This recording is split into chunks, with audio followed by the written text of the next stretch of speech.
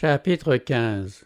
La Bible et la Révolution française. Au XVIe siècle, une Bible ouverte à la main, la Réforme avait frappé à la porte de tous les pays d'Europe. Certaines nations l'avaient accueillie comme une messagère céleste. D'autres, influencées par la papauté, lui avaient en grande partie fermé l'accès de leur territoire, qui resta ainsi presque totalement privé de la connaissance et de l'influence bienfaisante de la parole de Dieu.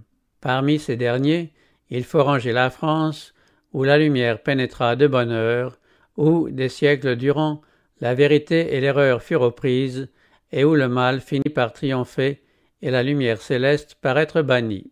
La lumière étant venue dans le monde, les hommes ont préféré les ténèbres à la lumière.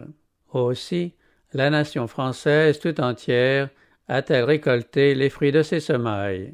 La puissance protectrice de l'Esprit de Dieu, ayant cessé d'entourer un peuple qui avait méprisé le don de sa grâce, les ferments du mal sont parvenus à maturité, et le monde a pu contempler les résultats auxquels on s'expose volontairement lorsqu'on ferme sa porte au prince de la paix et à la pure lumière de son évangile. La guerre faite à l'évangile sur le sol de France atteignit son point culminant sous la Révolution. Cet effroyable bouleversement fut la conséquence naturelle de la suppression de la parole de Dieu. Il est la démonstration la plus frappante de l'aboutissement auquel peut arriver une nation après plus d'un millénaire passé à l'école de l'Église de Rome. La suppression des Saintes Écritures durant la période de la suprématie papale avait été prédite par les prophéties. D'autre part, l'Apocalypse avait annoncé les terribles résultats qu'aurait pour la France en particulier la domination de l'homme de péché. Les nations fouleront aux pieds la ville sainte pendant 42 mois, avait dit saint Jean. Je donnerai à mes 2 témoins le pouvoir de prophétiser revêtus de sacs pendant 1260 jours.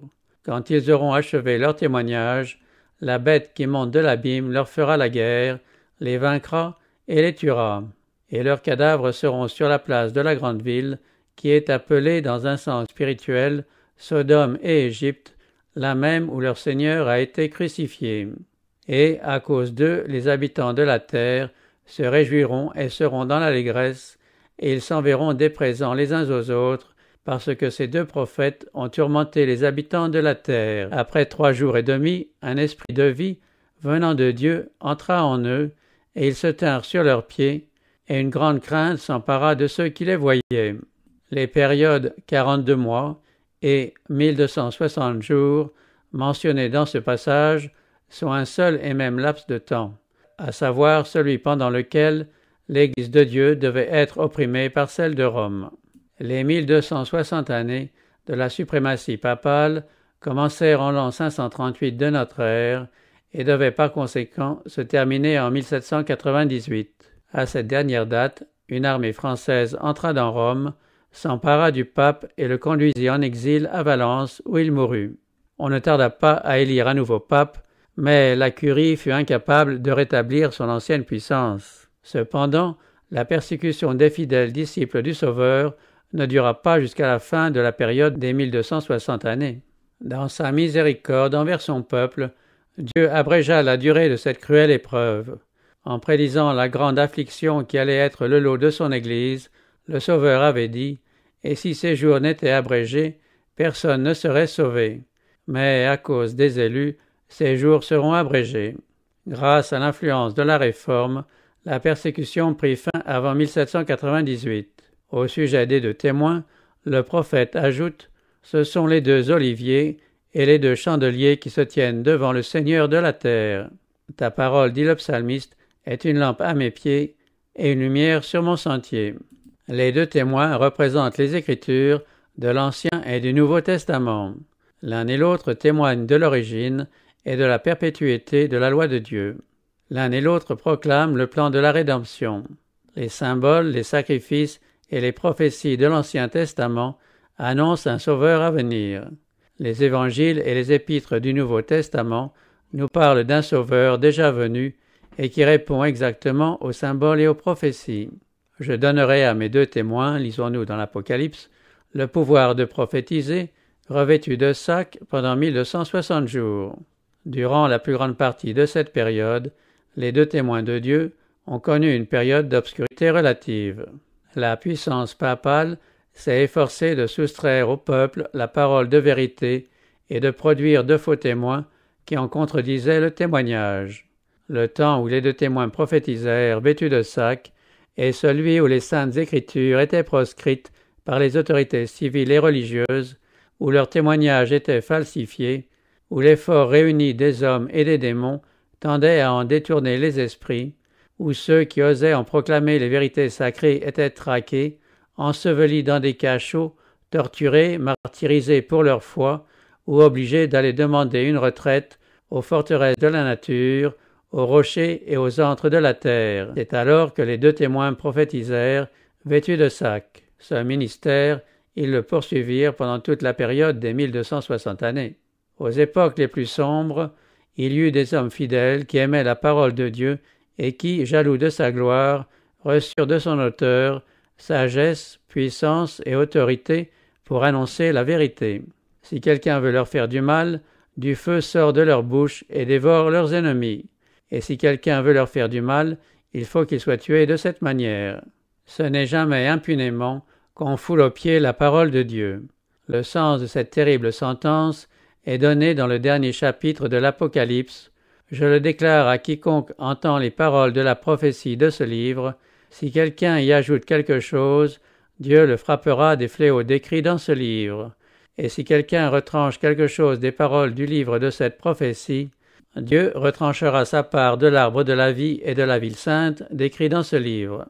Tels sont les avertissements que Dieu nous donne pour nous mettre en garde contre la tentation d'apporter la moindre altération à ce qu'il a révélé ou ordonné. Ces solennelles instructions s'appliquent à tous ceux dont l'influence pousse les hommes à faire peu de cas de la loi divine. Elles devraient faire trembler ceux qui traitent à la légère l'obéissance aux saints commandements de Dieu.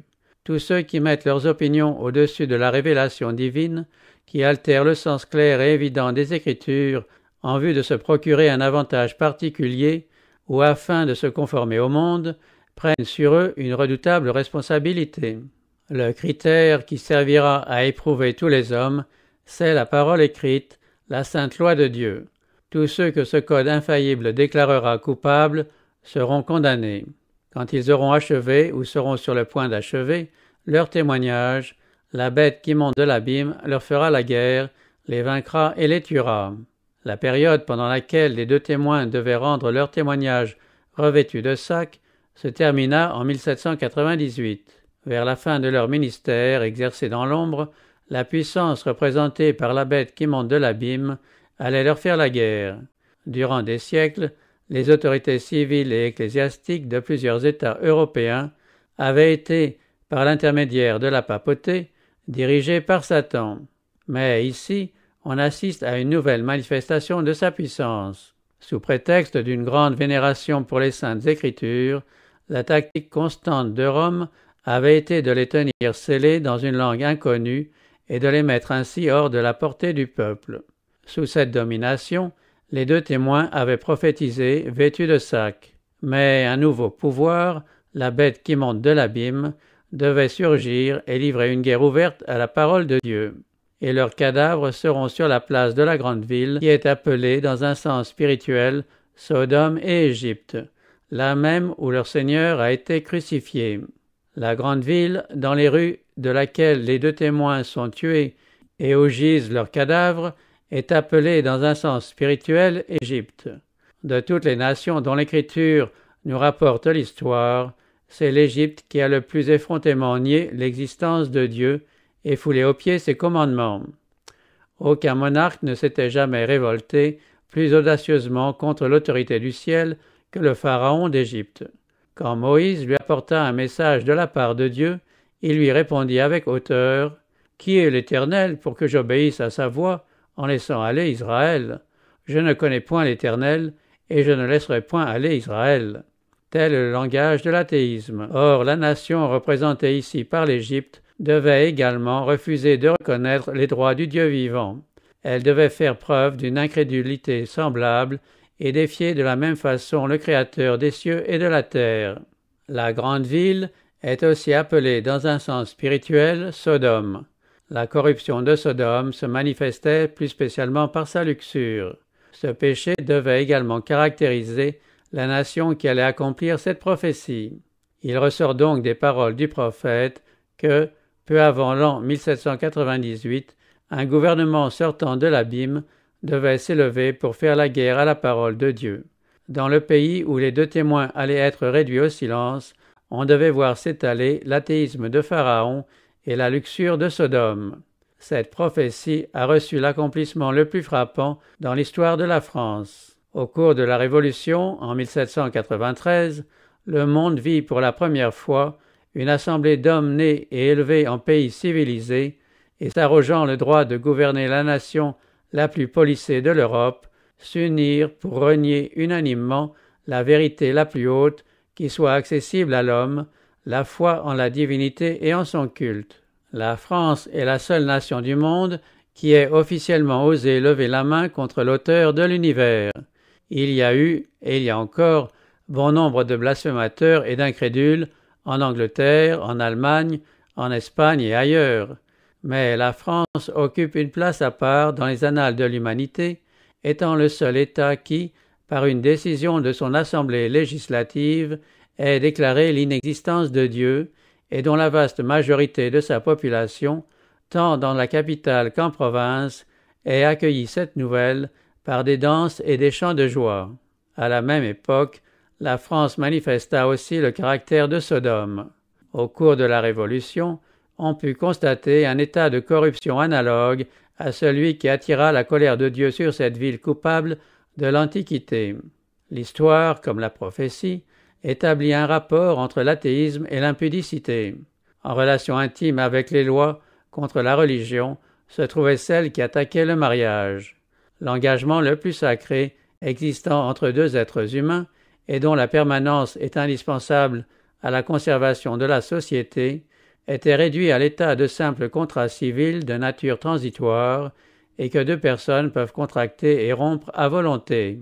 Si des ennemis de la société s'étaient imposé la tâche de détruire tout ce qu'il y a de gracieux, de vénérable et de constant dans la vie domestique, par un mal qui se perpétua de génération en génération, ils n'auraient rien pu trouver de plus efficace que la dégradation du mariage.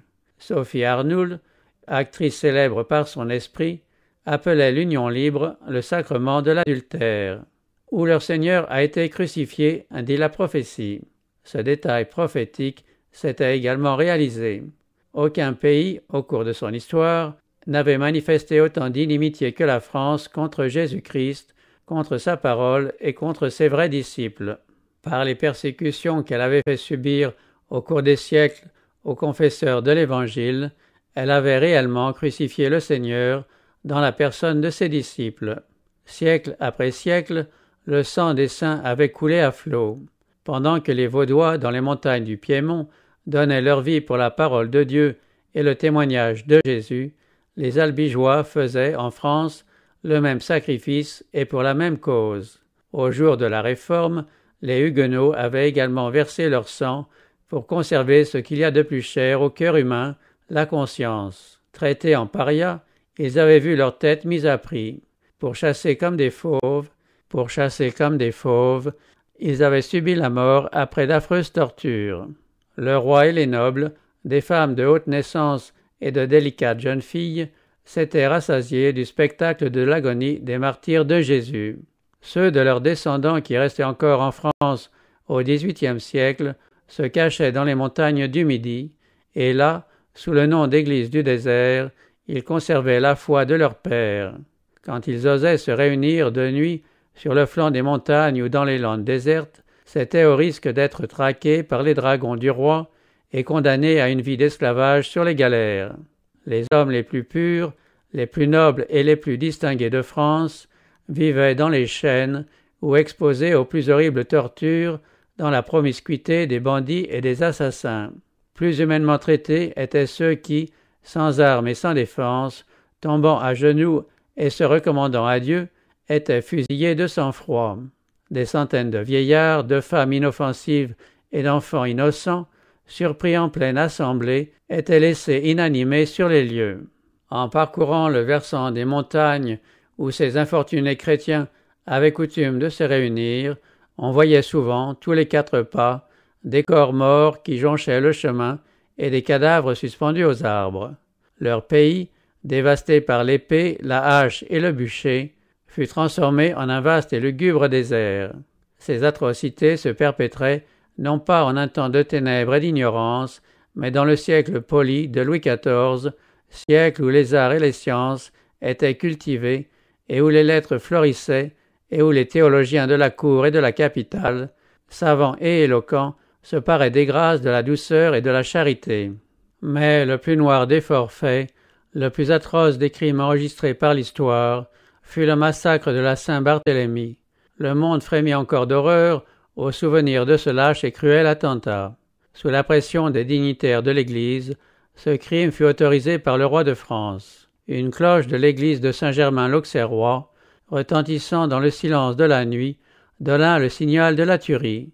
Des milliers de protestants qui, comptant sur la parole d'honneur de leur roi, reposaient tranquillement dans leur lit, furent assaillis dans leur demeure et massacrés.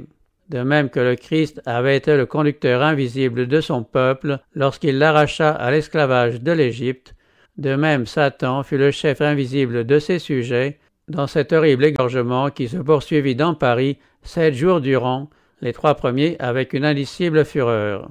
Mais cette œuvre de mort ne se borna pas à la capitale. Par ordre du roi, elle s'étendit à toutes les provinces et à toutes les villes où vivaient des protestants. On n'eut égard ni à l'âge ni au sexe.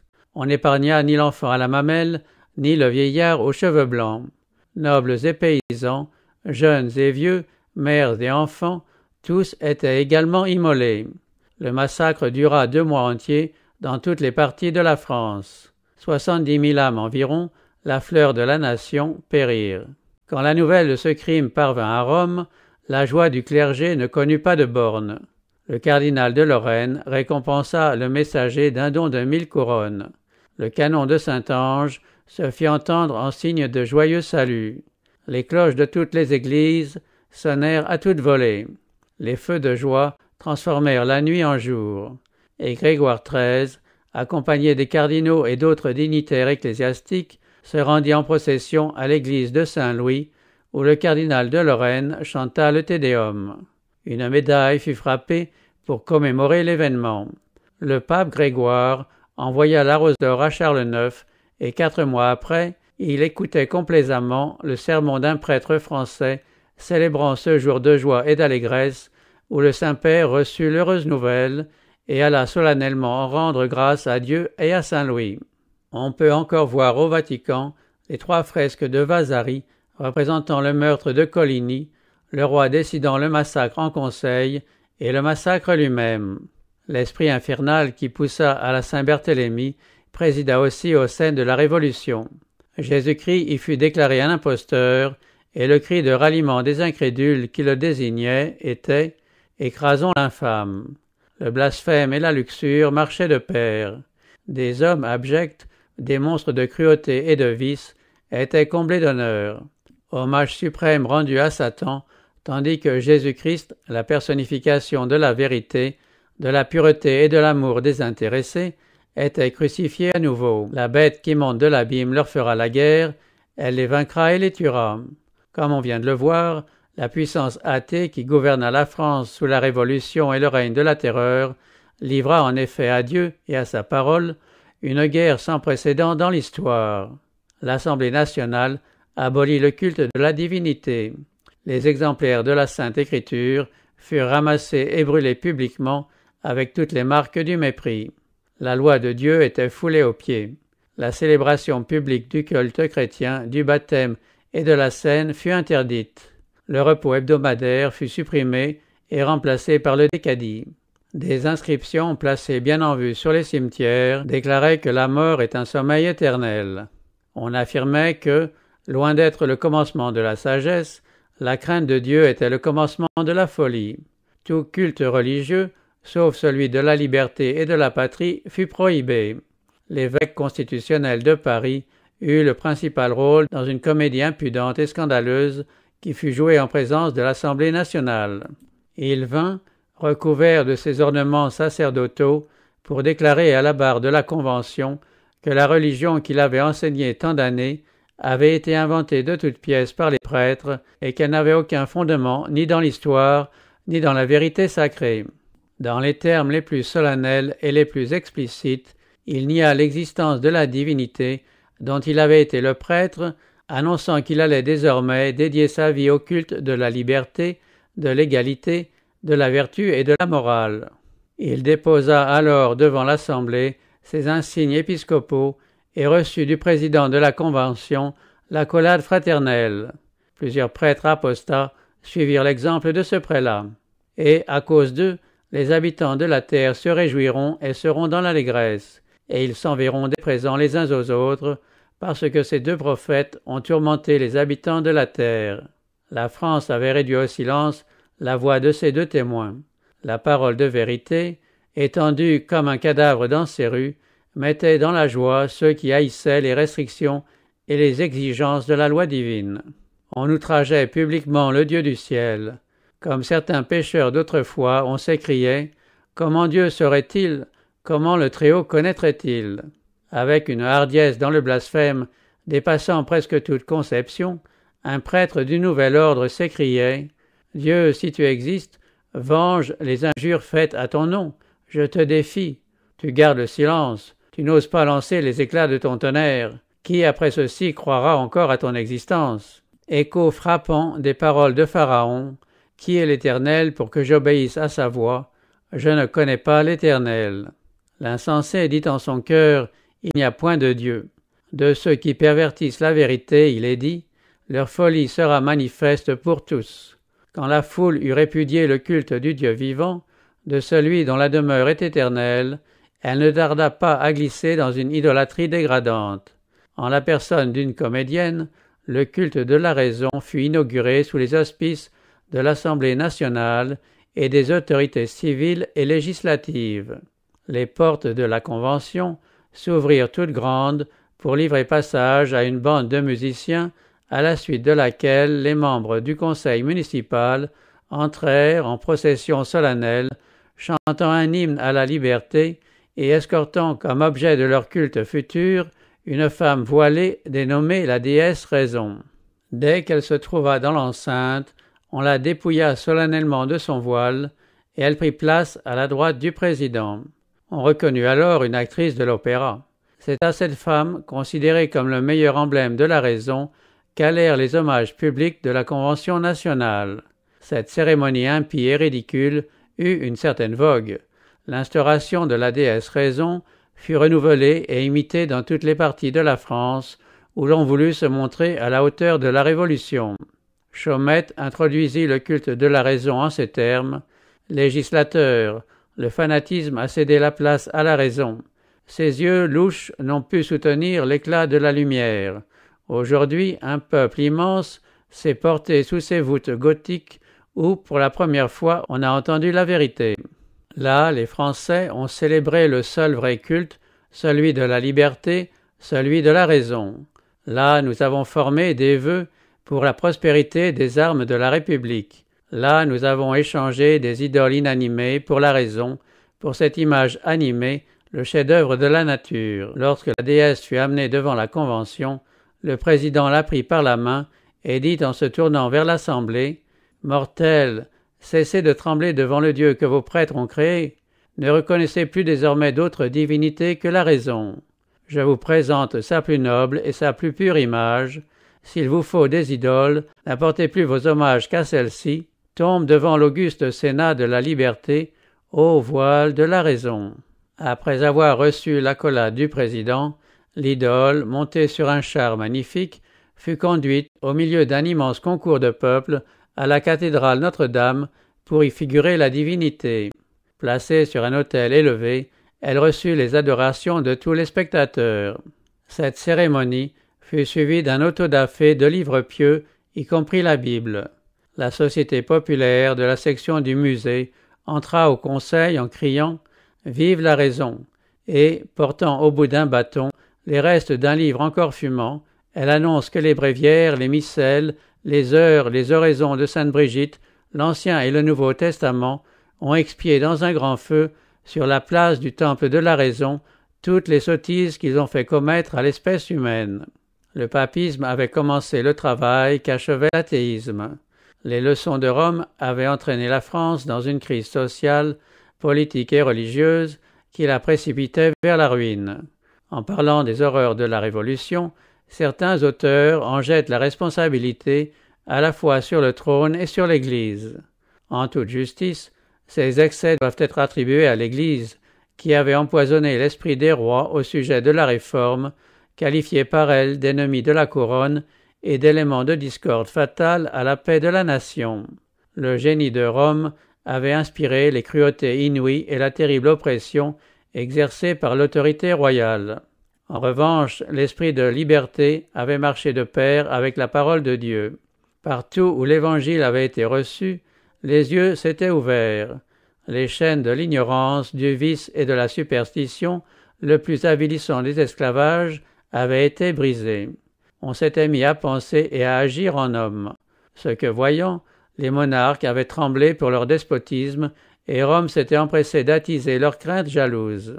En 1525, le pape disait aux régents de France « Cette forçainerie, le protestantisme, ne se contentera pas de brouiller la religion et de la détruire, mais aussi principauté, loi, ordre et même rang. » Quelques années plus tard, le nonce du pape donnait au roi cet avertissement « Sire, ne vous y trompez pas, les protestants porteront atteinte à l'ordre civil comme à l'ordre religieux.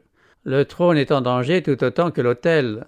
L'introduction d'une religion nouvelle doit entraîner nécessairement un gouvernement nouveau. » Et les théologiens de faire appel aux préjugés populaires en déclarant que la doctrine protestante entraîne les hommes vers des nouveautés et des folies, qu'elle prive le roi de l'affection de ses sujets et dévaste à la fois l'Église et l'État. C'est ainsi que Rome avait réussi à dresser la France contre la Réforme.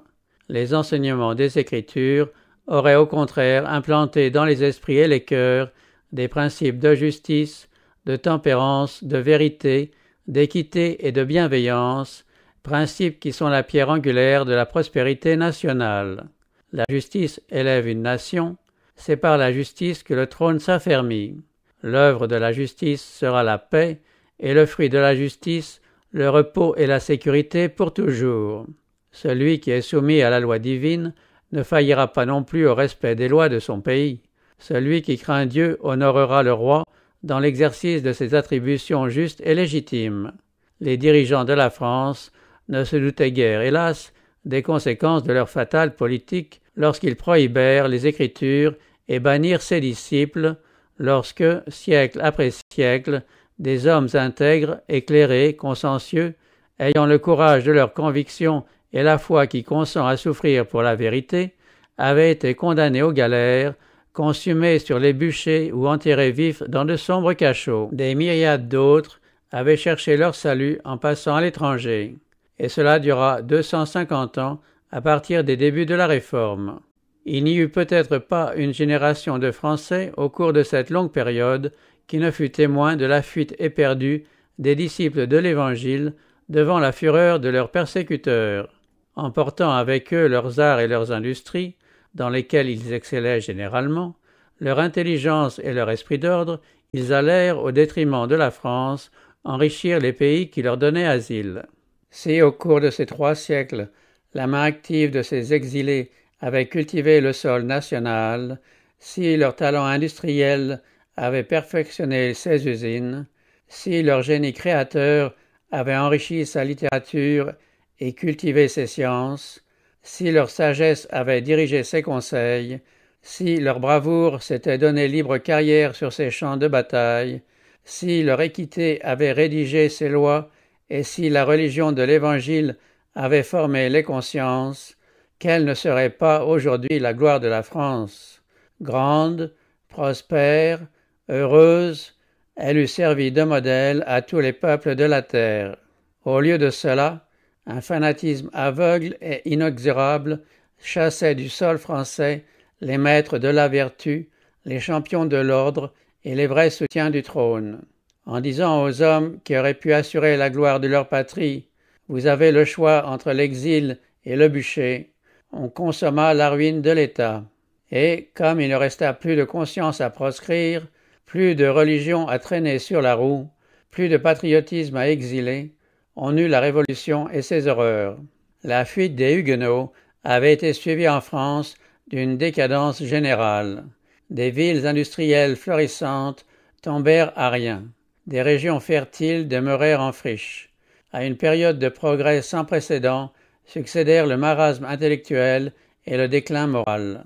Paris devint une vaste aumônerie où 200 000 personnes, au moment de la Révolution, attendaient leur subsistance des largesses royales. Seuls, au sein de la décadence, les jésuites prospéraient et faisaient peser le joug de leur tyrannie sur les églises, sur les écoles, dans les prisons et sur les galères.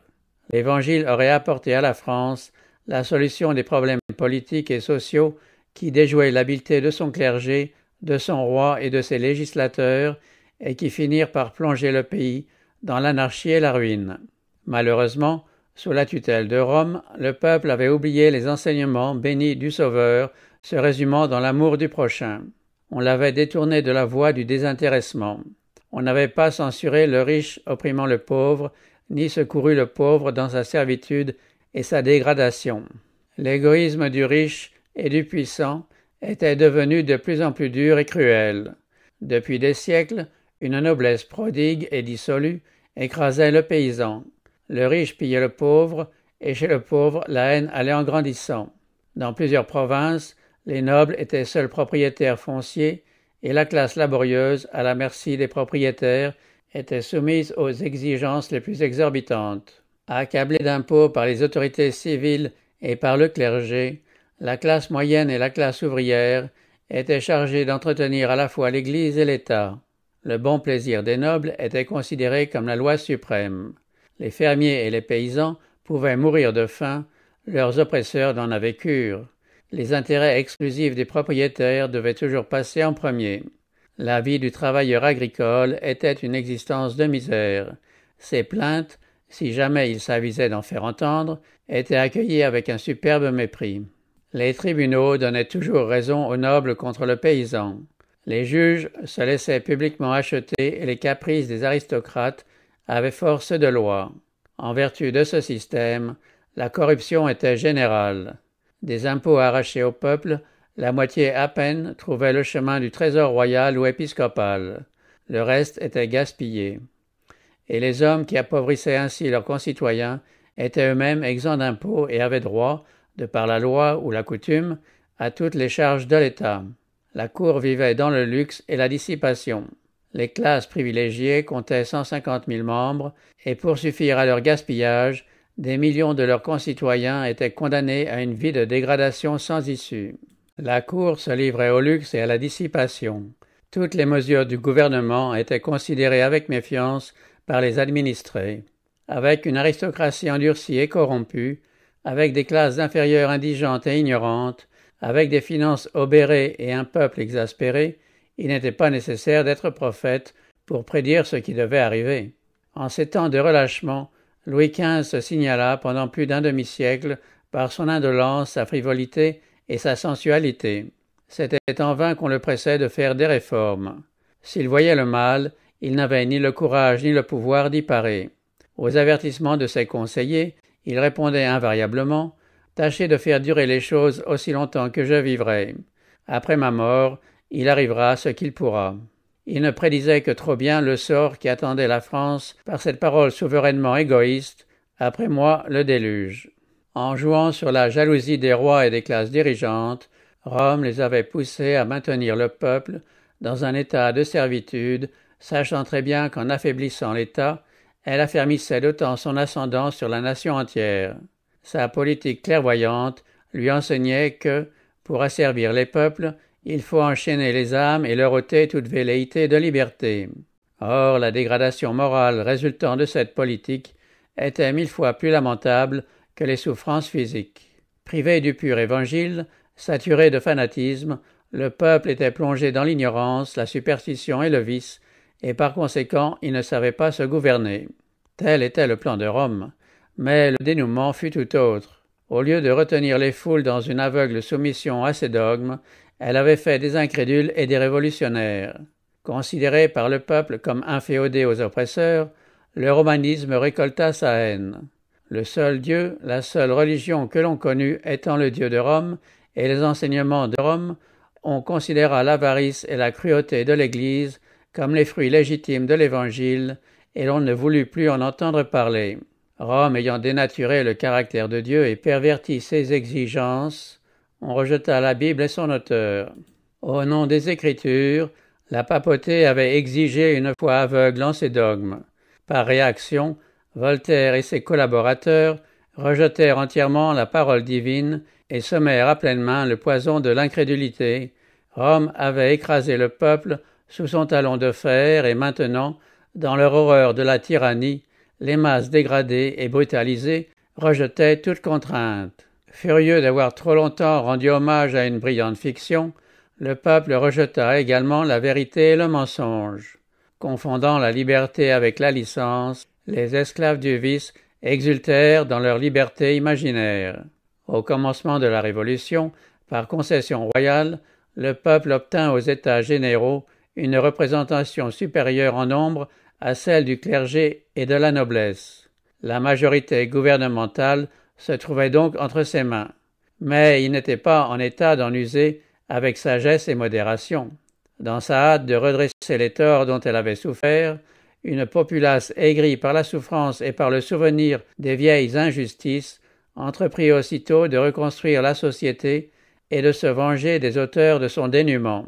Mettant à profit les leçons qu'on leur avait données, les opprimés devinrent les oppresseurs de leurs tyrans. Malheureuse France! Elle récoltait dans le sang la moisson de ses semailles et buvait au calice amer de sa soumission à la puissance de Rome.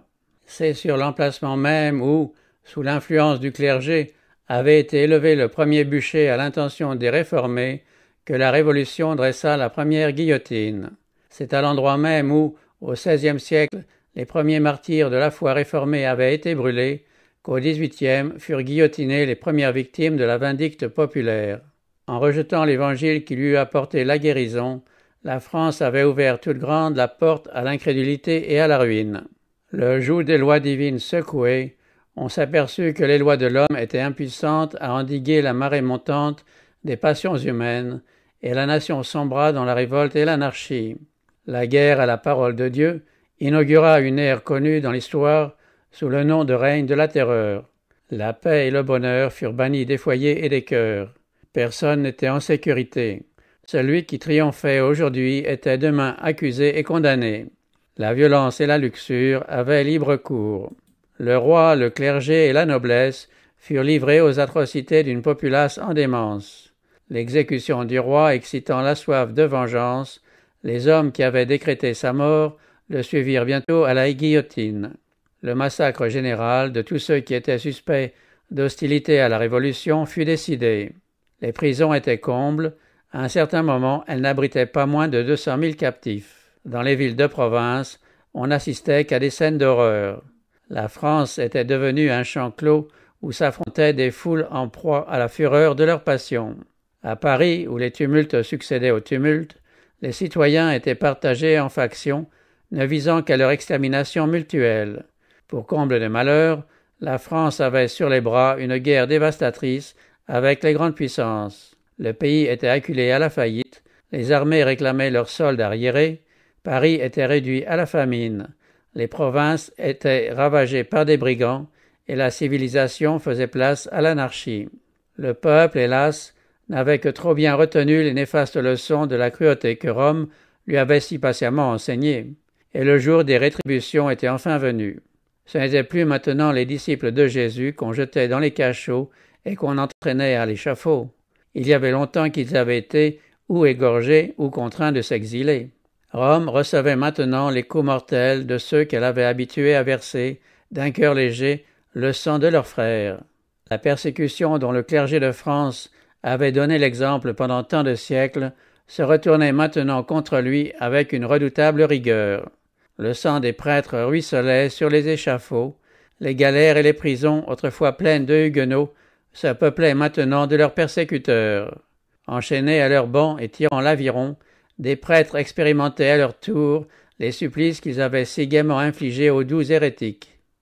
Puis vinrent les jours où le plus barbare de tous les codes fut appliqué par un tribunal plus barbare encore, où nul ne pouvait saluer son voisin ni faire sa prière sans s'exposer à commettre un crime capital, où des espions étaient apostés à tous les coins de rue, où la guillotine fonctionnait avec acharnement toute la matinée, où les égouts de Paris emportaient à la Seine des flots de sang humain, où des tombereaux parcouraient journellement les rues de Paris, conduisant au lieu d'exécution leur chargement de victimes, où les consuls envoyés dans les départements par le comité du salut public se livraient à des orgies de cruauté inconnues, même dans la capitale. Le couperet de la fatale machine montait et retombait trop lentement pour suffire à sa tâche, et de longues files de captifs étaient fauchés par la mitraille. Pour les noyades en masse, on défonçait des barques chargées de malheureuses victimes. Lyon fut réduit en désert. À Arras, on refusa même aux prisonniers la cruelle miséricorde d'une mort immédiate. Tout le long de la Loire, de Saumur jusqu'à la mer, de grandes troupes de corbeaux et de vautours se repaissaient de la chair des cadavres nus, entrelacés dans de hideuses étreintes. On ne faisait grâce ni au sexe ni à l'âge. Des jeunes gens et des jeunes filles, au-dessous de 17 ans, étaient immolés par centaines. Les Jacobins se lançaient d'une pique à l'autre de petits enfants arrachés au sein maternel. Dans le court espace de 10 ans, des multitudes d'êtres humains avaient péri de mort violente. Tout cela était conforme au désir du prince des ténèbres et au but qu'il poursuit de siècle en siècle avec une invariable fourberie. Son objet est de plonger l'homme, créature de Dieu, dans la désolation, de le défigurer, de le souiller, et par là de contrister le ciel en entravant les plans de la bienveillance et de l'amour divin. Cela fait, aveuglant les esprits, il rejette sur Dieu la responsabilité de son œuvre, qu'il fait passer pour le résultat des desseins originels du Créateur. Et lorsque ceux qu'il a longtemps brutalisés et dégradés finissent par secouer leurs chaînes, il les pousse à des excès et à des atrocités que les tyrans et les oppresseurs citent ensuite comme les conséquences légitimes de la liberté. Mais il y a plus. Lorsqu'une certaine forme d'erreur est dévoilée, Satan la présente sous un autre déguisement qui est reçu par la multitude avec tout autant de faveur que le précédent. Voyant que le romanisme était démasqué et qu'il ne pouvait plus s'en servir pour égarer les foules, l'ennemi les poussa dans l'extrême opposé. On rejeta toutes les religions comme mensongères et la parole de Dieu comme un tissu de fables pour se livrer sans remords à l'iniquité. Ce qui attira tant de calamités sur la France, c'est l'ignorance fatale de cette grande vérité, à savoir que la véritable liberté se trouve dans l'obéissance à la loi de Dieu. Oh, si tu étais attentif à mes commandements, ton bien-être serait comme un fleuve et ton bonheur comme les flots de la mer. Il n'y a point de paix pour les méchants, dit l'Éternel. Mais celui qui m'écoute reposera avec assurance, il vivra tranquille et sans craindre aucun mal. Les athées, les incrédules et les apostats peuvent repousser et combattre la loi de Dieu. Les résultats de leur œuvre prouvent que la prospérité de l'homme dépend de l'obéissance au statut divin. Que ceux qui ne veulent pas croire le livre de Dieu se donnent la peine de lire ce fait dans l'histoire des nations. Quand Satan se servait de l'Église romaine pour entraîner les hommes loin du sentier de l'obéissance, sa main était si bien dissimulée qu'on ne voyait pas dans les mots qui en découlaient les résultats naturels de l'erreur.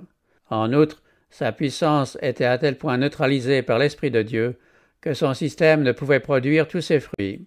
On ne remontait pas des effets à la cause et on ne découvrait pas la source des misères publiques. C'est lors de la Révolution, où la loi de Dieu fut ouvertement supprimée par l'Assemblée nationale, et surtout sous le règne de la terreur qui suivit, que chacun put voir les conséquences de l'abandon des préceptes divins. Quand la France renia Dieu publiquement et rejeta la Bible, les impies, comme aussi les démons, exultèrent de voir enfin la réalisation de leurs plus chers désirs, un royaume affranchi des restrictions de la loi de Dieu. Parce qu'une sentence contre les mauvaises actions ne s'exécute pas promptement, le cœur des fils de l'homme se remplit en eux du désir de faire le mal. Ils ignorent que la violation d'une loi juste entraîne nécessairement une pénalité et que, si le châtiment ne suit pas toujours de près la transgression, il n'en est pas moins certain. Des siècles d'apostasie et d'iniquité avaient accumulé un trésor de colère pour le jour de la colère. Aussi, une fois la courbe de leur iniquité comblée, les prévaricateurs et les impies apprirent que lasser la patience divine est une chose terrible. L'Esprit de Dieu, dont la puissance protectrice imposait un frein à la cruauté de Satan, s'étant partiellement retiré, l'être implacable qui trouve ses délices à faire souffrir les hommes put agir à sa guise. Ceux qui avaient choisi le sentier de la révolte eurent bientôt l'occasion d'en mesurer les conséquences sur une terre couverte de forfaits indescriptibles. À cette heure-là, il y eut un grand tremblement de terre, et la 10e partie de la ville, de la grande ville la chrétienté, à savoir la France, tomba. Des provinces dévastées et des villes ruinées monta lamentable et amère une clameur désespérée. La France était secouée comme par un tremblement de terre. La religion, la loi, l'ordre social, la famille, l'Église et l'État, tout était abattu par la main impie qui s'était levée contre la loi de Dieu. Ces paroles du sage se justifiaient. Le bonheur n'est pas pour le méchant. Cependant, quoique le pécheur fasse 100 fois le mal et qu'il y persévère longtemps, je sais aussi que le bonheur est pour ceux qui craignent Dieu, parce qu'ils ont de la crainte devant lui, parce qu'ils ont haï la science et qu'ils n'ont pas choisi la crainte de l'Éternel, ils se nourriront du fruit de leur voix, et ils se rassasieront de leurs propres conseils. Bien qu'immolés par la puissance blasphématrice qui monte de l'abîme, les témoins de Dieu ne devaient pas demeurer longtemps silencieux. Après les 3 jours et demi, un esprit de vie, venant de Dieu, entra en eux, et ils se tinrent sur leurs pieds, et une grande crainte s'empara de ceux qui les voyaient. C'était en 1793 que l'Assemblée nationale avait décrété l'abolition de la religion chrétienne et la suppression des Saintes Écritures. 3 ans et demi plus tard, la même Assemblée rapportait son décret et tolérait ainsi la libre circulation du livre saint.